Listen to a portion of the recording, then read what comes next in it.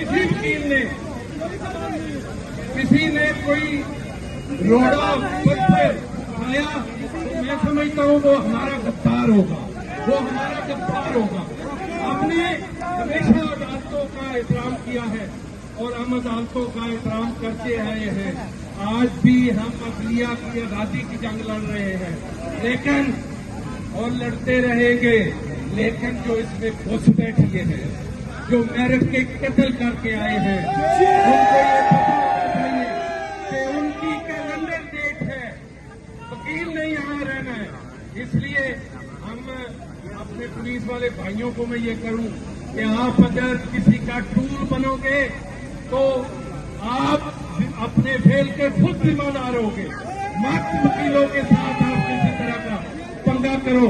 वकील फौरन अपने बार रूम जाएंगे और हम बिस्मिल्लाहिर्रहमानिर्रहीम, आप सबने मेरे पीछे रहना, आगे नहीं हो।